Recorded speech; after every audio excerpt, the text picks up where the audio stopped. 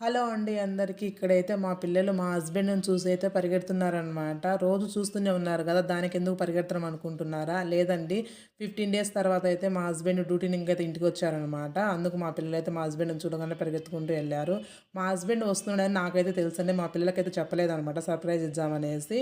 కానీ మా పిల్లలు వాళ్ళ ఫ్రెండ్స్ అయితే చూసేసి మీ డ్యాడీ వచ్చారని చెప్పారనమాట వాళ్ళు. ఇంకా మా పిల్లలైతే ఇద్దరు పరిగెత్తుకుంటూ ఎళ్లి వాళ్ళ డ్యాడీని హగ్ చేస్తున్నారనమాట. వాళ్ళ డ్యాడీ లేకుండా అయితే మా పిల్లలిద్దరూ అస్సలకి ఉండలేరండి. కానీ తప్పదు కదా! వాళ్ళ కోసమే. వస్తూ వస్తూ మా హస్బెండ్ అయితే మా కోసం ఏం తెచ్చారో చూడండి. ఉన్నది ఇద్దరు పిల్లలైనా ఇన్ని తెచ్చారేంటి అనుకుంటున్నారా?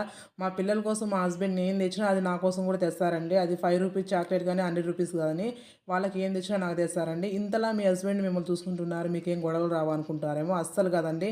మా హస్బెండ్ ఇంట్లో ఉంటే రోజు 10 సార్లు కొట్లా ఉంటాము. డ్యూటీలో ఉంటే రోజుకు 5 సార్లు కొట్లా ఉంటామండి. ఇంతలా గొడవ ఆడుకోవాలంటే మీకు ఏం అంత సమస్యలు అనుకుంటారేమో. ఏం లేదండి. మా పిల్లల విషయంలో అయితే మేము డైలీ కొట్లాడుకుంటూనే ఉంటామనమాట.